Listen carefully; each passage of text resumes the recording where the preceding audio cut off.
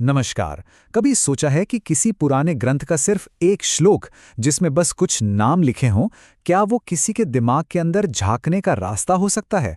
आज हम ठीक यही करने वाले हैं। देखेंगे कि कैसे एक राजकुमार के कुछ शब्द उसके डर, उसकी असुरक्षा और उसकी पूरी राजनीतिक रणनीति का एक नक्शा बन जाते हैं। तो ये है वो श्लोक, भगवद गीता, अध्याय 1, श्लोक 4। जी हाँ, हमारा आज का पूरा विश्लेषण बस इसी एक श्लोक पर टिका है। अब पहली नजर में देखें तो ये सिर्फ कुछ योद्धाओं की एक लिस्ट लगती है ना? पर चलिए जरा इसमें और गहराई से उतरते हैं। और यही है हमारा आज का सबसे बड़ा सवाल। क्या ये सिर्फ योद्धाओं की एक लिस्ट है या फिर ये एक डरे हुए मन का नक्शा है? मतलब क्या ये कुरुक्षेत्र के मैदान में खड़े एक राजकुमार का सीधा साधा आकलन है या फिर उसके अंदर जो मनोवैज्ञानिक तूफान चल रहा है ये उसका सबूत है? तो इस पूरी बात को समझने के लिए हम इसे 5 हिस्सों में देखेंगे। सबसे पहले हम जानेंगे कि दुर्योधन के शब्द क्या थे।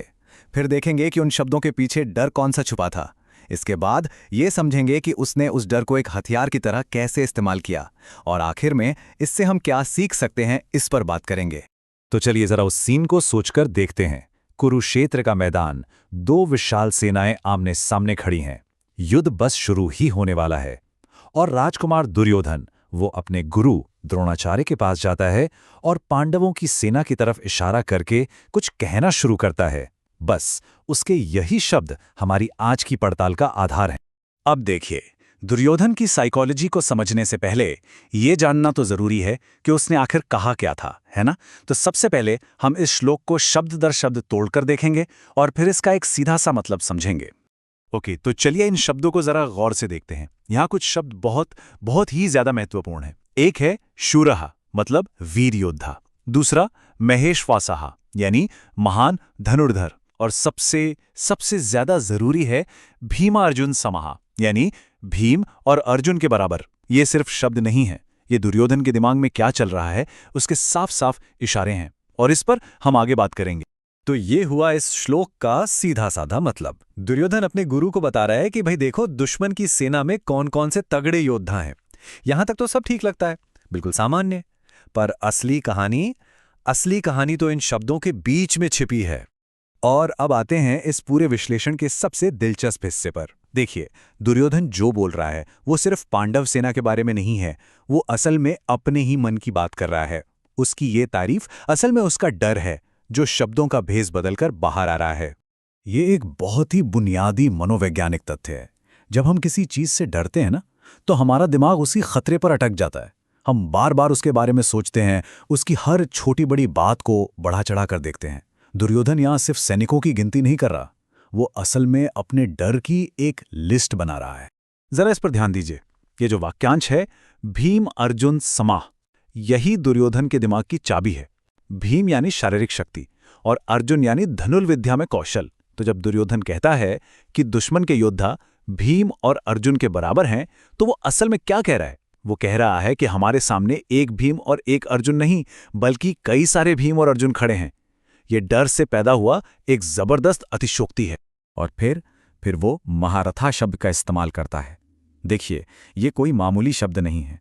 एक महारथी वो योद्धा होता है जो अकेले हजारों सैनिकों से लड़ सकता है। ये योद्धाओं की, आप कह सकते हैं, सबसे ऊंची श्रेणी है। तो सोचिए, जब दुर्योधन अपने दुश्मन को महारथी कह रहा है, तो एक तरह से अनजाने में ही सही, पर उसके डर का कबूलनामा है। वो मान रहा है कि सामने जो सेना खड़ी है उसकी गुणवत्ता बहुत ऊंची है, और ये बात उसे अंदर ही अंदर खाए जा रही है। लेकिन कहानी सिर्फ डर की नहीं है। दुर्योधन सिर्फ डर नहीं रहा है, वो अपने इस डर को एक हथियार की तरह इस्तेमाल भी कर रहा है। उसके ये शब्द सिर्फ उसकी चिंता नहीं जाहिर कर रहे हैं, बल्कि ये अपने ही सेनापति द्रोणाचार्य को उकसाने की एक सोची समझी चाल भी है। और वो ये करता कैसे है? इसका एक पूरा प्लान है, 3 कदमों का। पहला कदम, वो युयुधान का नाम लेता है, जो अर्जुन का शिष्य था। ये द्रोण को बड़ी ही सटल तरीके से, मतलब इशारों में याद दिलाने जैसा है कि गुरुदेव, आपकी सिखाई हुई विद्या अब आपके ही खिलाफ खड़ी है। दूसरा कदम, वो जानबूझकर द्रुपद का नाम लेता है, द्रोण के सबसे बड़े और पुराने दुश्मन का। ये तो सीधे सीधे पुरानी दुश्मनी की आग में घी डालने जैसा है। और तीसरा कदम, वो दुश्मन को महारथी बताकर ये जताता है कि मामला बहुत गंभीर है, ताकि द्रोण इस लड़ाई को जरा भी हल्के में ना लें। तो आखिर इन सब बातों का असली मकसद क्या है? दुर्योधन बस ये पक्का करना चाहता है कि द्रोणाचार्य अपनी पूरी ताकत और पूरी गंभीरता से लड़ें। वो अपने गुरुओं के मन में चिंता पैदा कर रहा है, उन्हें भावनात्मक रूप से उकसा रहा है ताकि उनसे 100% समर्पण ले सके। और ये क्या दिखाता है? ये दिखाता है आत्मविश्वास की जबरदस्त कमी। तो ठीक है, इस एक श्लोक की इतनी गहरी पड़ताल से हम अपनी जिंदगी के लिए क्या सीख सकते हैं? दुर्योधन की ये मानसिक स्थिति, यह हमें मानव स्वभाव के बारे में कुछ सार्वभौमिक सच्चाइयां बताती हैं जो हमेशा लागू होती हैं। यहां से हम 3 बहुत जरूरी बातें निकाल सकते हैं। पहली, कि जो इंसान डरा हुआ होता है वो हमेशा अपने दुश्मन को असल से ज्यादा ताकतवर समझता है। दूसरी, जो अन्याय के रास्ते पर होता है उसे अपने ही लोगों को साथ रखने के लिए बार बार उन्हें उकसाना पड़ता है, डराना पड़ता है। और तीसरी और सबसे जरूरी बात, जो धर्म के रास्ते पर होते हैं उन्हें दिखावे की या बड़े बड़े शब्दों की जरूरत नहीं पड़ती, उनके काम ही उनकी पहचान होते हैं।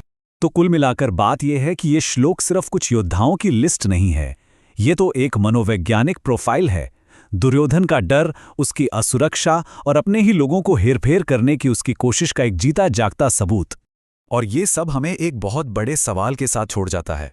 अगर एक श्लोक में सिर्फ कुछ नामों की एक लिस्ट में इतना गहरा मनोवैज्ञानिक और रणनीतिक मतलब छिपा हो सकता है, तो जरा सोचिए हमारे आसपास की बातों में, रोजमर्रा के संवादों में और कितनी चीजें हैं जो सतह के ठीक नीचे छिपी हुई हैं, बस इस इंतजार में कि कोई उन्हें खोज निकाले।